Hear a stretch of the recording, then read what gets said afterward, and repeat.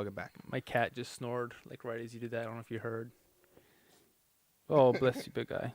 All right. Topic He's number asleep. 2. He's asleep down here. You. Yeah. So I was thinking about last time I really have had a game experience that just like blew me away. Either from like a mechanics, story, uh, just any sort of anything that just kind of blew my mind. And yeah, I can't think of any other way to describe it. Like what is a game that I can go back to that just like floored me with like I did not know a game could do this. I've not experienced something like this in a game. Did you want to start or do you want me to I thought we were going to go cuz you've got 2 ish. I've got 1. Mine's going to probably be meatier of them. Yeah, so why don't you go mine will be one short. Yeah, okay. So I'll go with one that is very, very recent. Call of Duty World War II did something I have never seen in a video game ever. Yeah. And I applaud Sledgehammer putting this in this game because I think it is something that for some reason, why has it never been in a video game that's about World War II? And we're going to do this. This whole topic is a spoiler topic. So make sure if you don't want anything to like be spoiled for you, you can skip the parts that I don't know how I'm going to do this. But like this is spoiler territory. If we mention a game, we're going to spoil it. And some games might even be a game that we might play in the future. So just so you know. But we did play Call of Duty on the channel. So there it is. Yep. Okay. So Call of Duty World War II. And you haven't played this. So no, it's a little bit of a spoiler for you. I'm sorry. But I don't have no intentions of playing it but anyway. So yeah, I mean, okay. it's a moment that doesn't really have something to do with the plot, but it does sort of. So Call of Duty World War II in their campaign really revolved around this band of brothers type of mentality. You played as one character, and you kind of went through periodically phasing in and phasing out. The only other time you didn't play as that guy is you played as a woman, which was weird how you switched to the woman for this one part, and then the rest of it you just played as this guy. But anyway, he befriends a guy that is captured and becomes a prisoner of war, a POW, by the Nazis. And some other stuff happens, blah, blah, blah, da, da, da, da. So you go after it to try and go save him because you're not going home until you make sure that he is okay. And you walk up, and the level is literally just you walking through a concentration camp. Oh. And it is so eerie, and the setup to it is probably as good as it probably could get. Is it pre-liberated or post-liberated? The war is almost over. Like okay. the Nazis have now so it's like surrendered. It's like an empty. And for those that don't know, if during that time when the Nazis had now surrendered, when Hitler had killed himself and blah blah, all that jazz, the Nazis were just gonna eradicate the whole entire camp. Like they were just done. Get rid of all the evidence. I know. Throw it all. I know, like some of them, they just up and left. Yeah, they just left the left the Jews. They left the prisoners of war, and they just left them there and let them do whatever they needed to do, and essentially just abandoned them to die. Right. Some of them took them and just shot them all out, and horrible things that happened over there. But it adds this thing that I really like Band of Brothers of doing, where we didn't know they were doing this. And the shock of not understanding that the soldiers do are done so well that you're like, because you're I can't remember if this is before you walk up to the camp or after, but you're running through the forest because you hear some stuff, someone calls your name, and so you run through the forest to go into this thing, and you see it, and I think that's how it starts. But I do remember you had to go through a forest again. But you see it, and you have to walk through, and you're trying to find your friend to make sure he's not gone. And it you walk through the barracks, you see the bodies, you see rubble and ash and No. things like that, and it's a very hard thing to look at. But I think that Sledgehammer did a really good job bringing something that I've never seen in a World War II game. That I think was it's very important that we don't forget mistakes that horrible human beings have done in their lives. And I don't know. I really did. It's something that blew my mind because it just took me back for a second. Because I've gone to Germany. I've been to Poland, and in Poland we actually did go to a concentration camp to sort of feel that, I don't know, that heaviness and to understand it more, and to learn the history of how the Polish had to deal with that, and how the Jews had to deal with that, and how prisoners of war had to deal with that. And when I was there, there's something that you can't take. You take away from so much of that, and you're kind of walking away, and you're like, you can't understand it. You just don't understand it. And what's worse is the camp was only a mile away from a main road. So this is all happening behind trees, and then behind that is just there. And so I just don't. I don't know. It was something that I think that definitely was done correctly, and I really do like Sledgehammer for doing that, just to bring in this is history, and we shouldn't cover it up. Like I'm not trying to bring in politics, but like the German like government does not like talking about the Nazi situation. As far as we know, Germany didn't exist during 1939 to 1945. So it's like, as far as we know, that's their history doesn't exist. And that's why Wolfenstein is censored over there. They do not have a Nazi symbol on them. They have this like triangle devil horn looking thing. And that's why if you got the Ultimate Edition of Wolfenstein: The New Colossus, there's a patch that she's wearing that has that symbol on it. Of course, I wouldn't want a Nazi patch on my tin, but but that's why it looks like that, so that it globally could be sent out and not have two different versions of it. So. I gotcha. But yeah, it's interesting. It's definitely. But that's what it kind of that blew me away. Just wow, interesting. Not gonna lie, I wasn't expecting that. Yeah, you didn't think that they would ever do that? No, I just wasn't expecting that to be your. Yeah, I mean, you told me in the beginning of like something that just blew your mind. Not really, didn't have to be good, didn't have to be bad. And that's why I asked you. I was like, did it have to be good? And you're like, no. And I'm like, over the last year, that's why I like Call of Duty so much. It's like they took chances. They took that Call of Duty has never done, that first-person shooters have never done, and that was one of those that really stood out last year. And I was like, that's why I nominated it for Game of the Year. I was like, it was so good. Okay. Well, hopefully mine's a little lighter. Yeah, I mean, I don't think you can go any lower than that. I actually have some of my old stuff just to show. But for me personally, the game that blew me away, and I just haven't been able to go back since, is EverQuest. In particular, in particular, EverQuest Online Adventures, which was the PlayStation 2 version of EverQuest. I actually have right here, I got my copy of the game right there.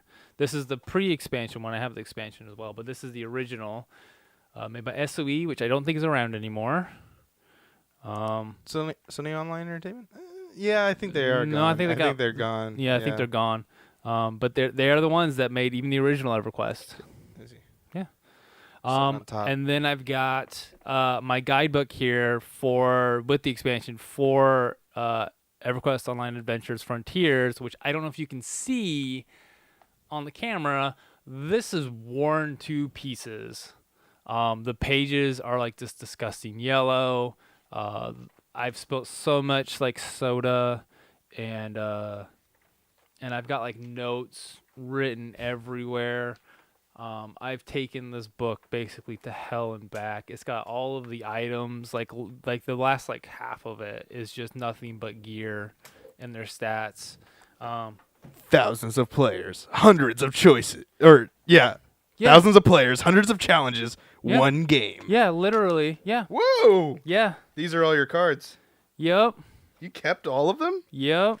I'll show you here in just a second. So Ryan just found my stash of time cards because back then when I had this game, I was still in high school. I didn't have a credit card to put on the account or a debit card. So I had to go every month Ooh. to GameStop. Yeah, There's a that's little the map here. world. I had to go to GameStop and buy one of these little cards right here. Each one of these cards for 1 month of play was $15 and just 1, 2, 3, 4, 5. That's not bad 6, for 7, 8, 9, for a 10, month 11. or 3 months. There's That's 12 of them. $5 a month. That's not bad. No, it was $15 a month. Oh, I thought you said No, $15 no. every 3 months. 30 days. Oh, yikes! And I have more of these somewhere, but I have no idea how I afforded to play this game. Let me see this. I have no idea how I afforded to play this game back in high school. I didn't have a job. I think there's like 12 or so there. I have like about 3 years worth of them.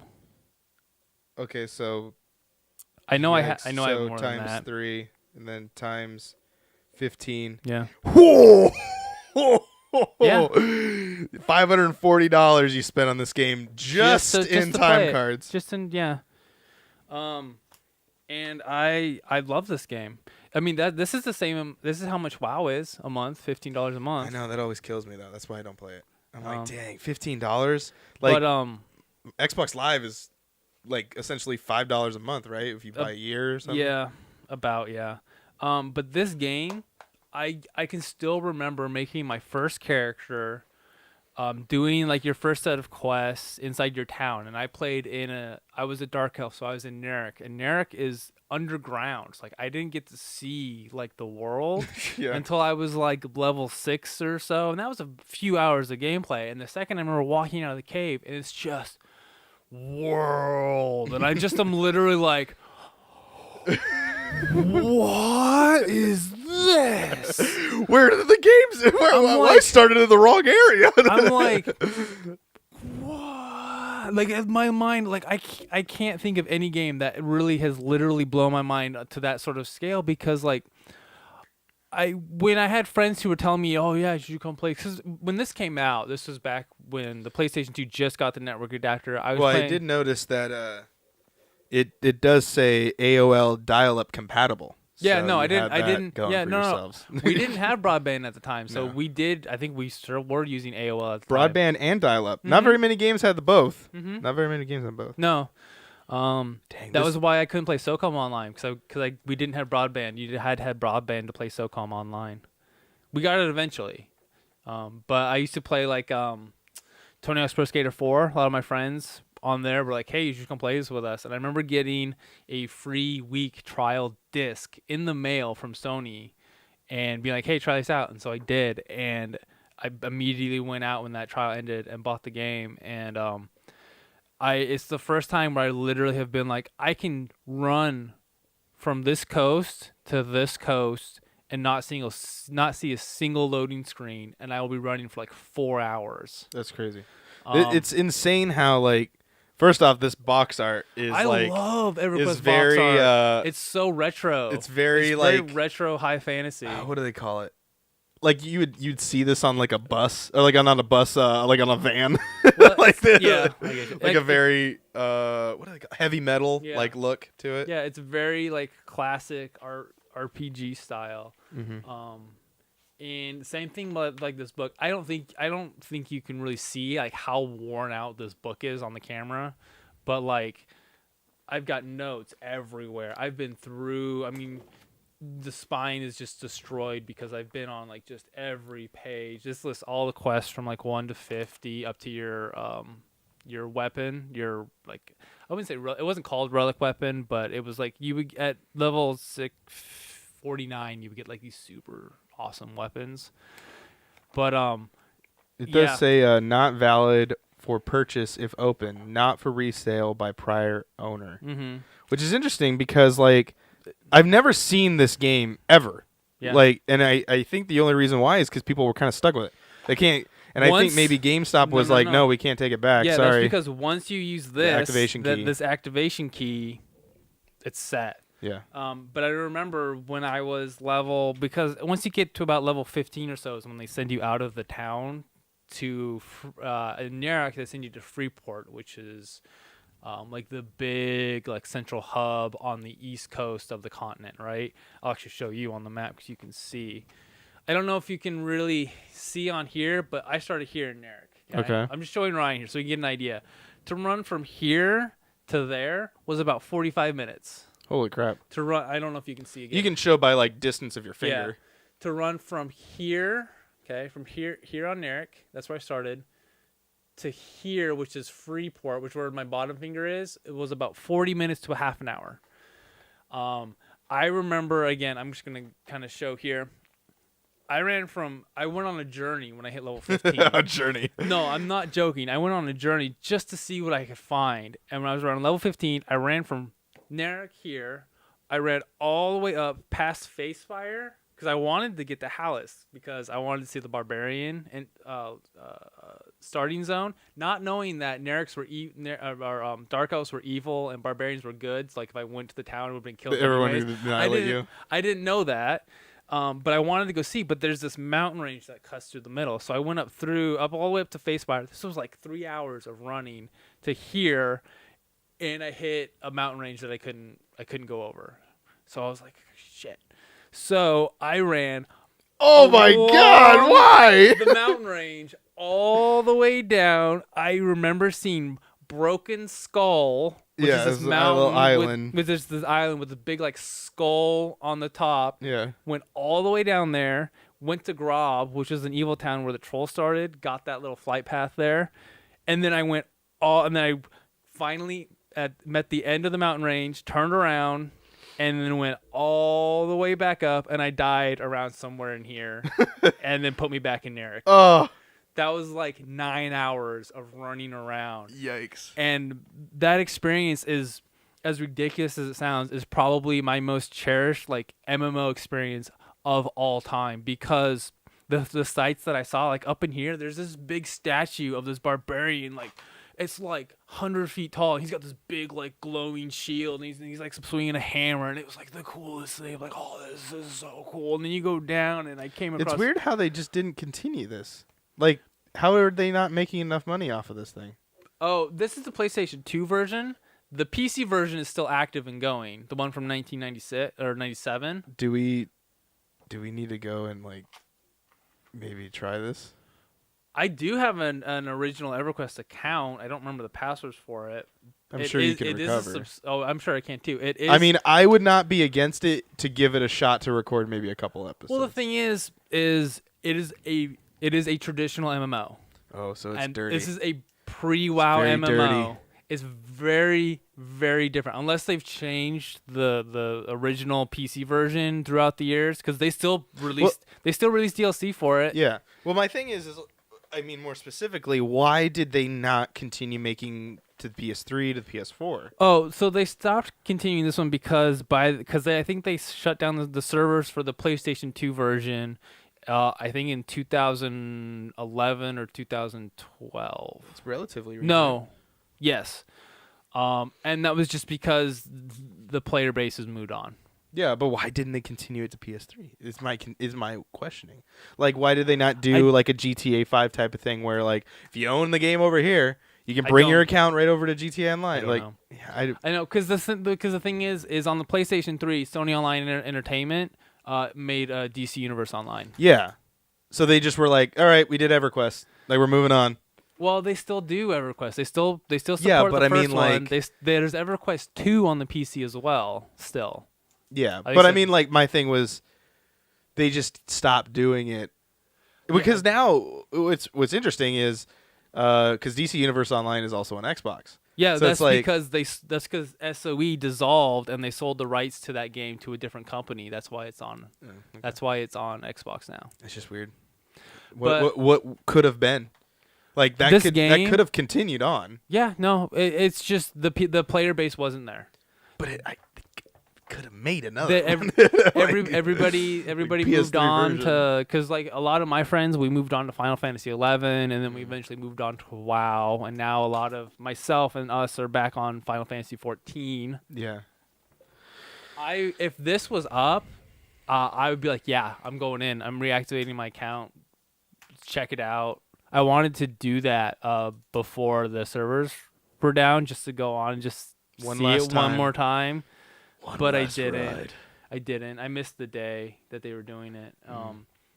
But this game, just again, the scope. I've met so many people on this game. I don't talk to many of them still, because this was like 15 years ago, you know. But yeah, this game literally changed the way I look at games. This is the reason why I have spent more time on MMOs in the past 15 years than any other genre of game. I did not ever, I've heard of, I'd always have heard of EverQuest and how it was this big deal on the computer. I never understood it until I was in the world, and I just was like, my uncle played the PC version, and that he was like, yeah, it was quitting drugs. He had to go cold turkey on it. Mm-hmm. I was like, oh man, how can a game be like that? Yeah, if you unless you've played an MMO, it's one of those things. Yeah, I never know what it's gonna. It's like crack. You'll never know until That's you. why they call it Evercrack. You do it, They call it Evercrack for that reason. This will always be one of my most influential games, and whenever it comes to something that just blew the scale off of what a game can do, this one will always be that experience for me, because like. That journey, that 9-hour journey, even though I ended up just dying, and I don't know how I died sooner, because I'm like a level 15 running through like these level 50 areas, and I'm aggroing enemies, but I'm somehow not getting, like they would have one-shot me. I think like some alligator in a river I didn't see popped out and got me. Nice. In the desert. As one does. Yeah. Yeah. But yeah, no, this game, just the balls that it had to do on console. Yeah. Like, I give a lot of props to Sony for doing that. Did you know? Oh, just a little fun little Easter, one little fun Easter egg. One little fun little Easter egg here for Ryan, or for the viewers if you don't know. If you're watching, right here yeah. on YouTube. Qenos, this is the good human starting town. Okay. Okay, Qenos. It's even named. This is all of this is even in the first EverQuest game. This is just base EverQuest. Is Sony EQ backwards? Huh. It is. Sony EverQuest backwards. It's funny. Yeah. Just a fun little tidbit. Yeah, that's cool. But yeah, no, the scale of this game just melted my mind as a high schooler. Like, I could not believe that something like that was possible on my PlayStation 2. And we still have loading screens to this day. Well, you can get, loading screens in this game, but that's only if you fast travel. Yeah. Well, yeah, so I'm going to make my second one a little short. I was debating on what I was going to do. BioShock Infinite has a lot. I've just started playing What Remains of Edith Finch, and I'm already getting my mind blown on that. But I think I just have to play that game through before I start talking about it. And it is coming to the channel, so make sure you stay tuned for that. By now, it probably has already made it to it. But anyway, yeah. I'm not going to do those ones. What I'm going to do is The Walking Dead. There you go. The Walking Dead, I figured yeah. something would pop up when we were talking about Yeah, stuff. Telltale's The Walking Dead has this thing in a special place in my heart, just because it's one of these things where I never, ever, ever, ever knew that a game can be this, can take you for this story, to have so much emotional connection to characters like Telltale did with The Walking Dead. The writing was perfect. It was my game of the year of 2012 for a very important reason. What's crazy is like Microsoft gave the first and second episode away for free, I think. Mm-hmm. And it was before Games for Gold. I think it was before that, and they just gave it away or something like that, or maybe it was Games for Gold. No, I don't know. It was like a trial. Yeah, I remember. But they gave you 1 and 2, which was weird why they did that. And then I was like, well, I gotta buy the third one. And so I like asked my dad, I'm like, dude, yeah, Dad, can you please buy the game for me? I'll pay you back. And he's like, yeah, sure. How much is it? I'm like, oh, I think it's like $5. And so bought the episode 3, and then episode 4 and 5 were not out yet. Mm-hmm. I think, or maybe 4 was out. And then so I bought 3 and 4, and I had to wait for 5. 5 had not come out yet. And then finally 5 launched, and again, spoiler alert for The Walking Dead. If you haven't played it, I know we didn't finish it on the channel, but this is a spoiler alert for that. So if you want to continue, if we ever go back to that, this is going to be that situation. I don't know. You played The Walking Dead, right? I played those 2 episodes. Oh, okay. So this is But going to be... No, I don't see my... I know what happens. Yeah. I've already had Yeah. I know the story. So in the 4th episode of The Walking Dead of season 1, you play as the main character as Lee, and you're to keep track of Clementine. That's the whole entire game, is, getting her to her parents. That is your goal of the game. Pro babysitter. Exactly. That is your goal. You take care of this girl. But Clem is you grow this attraction to her of just trying to not that she's like 9, but like this, you want to take care of her. You want to get her to her family so that everything goes great. And that's your goal this whole entire game. And this so she gets kidnapped, I think, or something along the lines. I haven't played it in a while. But in that process, yes, she does. She does get kidnapped. In that process, Lee chases after the guy, or tries to lift up a Clem's hat. And while he does that, one of the walkers grabs him and bites his arm. And at that moment, you're like, "Oh my God! Yeah. What is happening? What is happening? Fix this now!" And then you're like, "I don't know how this is gonna work." And so, yeah. So Lee gets bit. Immediately, they go, "Oh my God, we got to figure this out." So at the end of episode 4, or beginning of it, can't remember, Lee saws his arm off, and you have to do it. And you're like, and I'm like, "Oh my God, why?" And so you saw his arm off, and Lee's not looking too good. Eventually you get into episode, so plot, story, things happen. Episode 5 happens. And you need to get... So you save Clem. You now need to get from point A to point B. When you get from point B, you're going to meet up with the rest of the crew, and they're going to leave. But before you had met up with Clementine, you told them, no matter what happens, I need you to take care of Clem. Mm-hmm. And so they go, "Yeah, sure, no problem." And so they go off. "No, I'm sorry, I can't do anything. I'm in the middle of doing a lot of this." But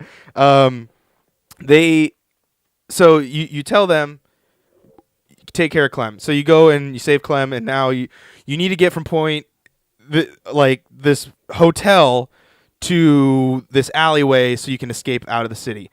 But to do that, you need to go through the zombies. And so you put all these guts and stuff on top of yourself and Clem, and you're like walking, but as you're walking, you're like, oh no. You're getting all woozy, and so eventually you get into this area of where it's just, they close this it rains. It rain, which the show copies this. It rains, and the stink goes away. So now the walkers can smell they can smell Lee now. They know he's human, and so they chase you and Clem under this like garage thing. And so you get into this like gas station area, close down the garage, this gate thing. And now they're like beating the crap out of the wall so they can open up and get in there. And you tell Clem, you're like, I need you to go. I need you to leave. I'm not gonna. And you're like, what? And Clem's like, no, I'm not gonna leave you. And Lee's like, no, I can't make it. I can't get out of here. And so you can make your last decision as Lee. Do you tell Clem to kill you? Or do you not even put her through that misery? And what it would do is, like, if she kills you, then it's great for you because you're done. You don't have to suffer anymore. but now Clem has to live with this decision in her life for the rest of her life. But if you let her just go, you will suffer and probably get ripped to bits because now there's walkers trying to get inside, but Clem will get away. And I told Clem to leave, and you watch Lee die, and I was like, no, we'll put this bowl of onions here. It was the first time I'd ever been I'd ever teared up in a game. It was the first time I'd ever done that, and I have experienced that in another game, but I can't remember what it was. But it was more of that was good.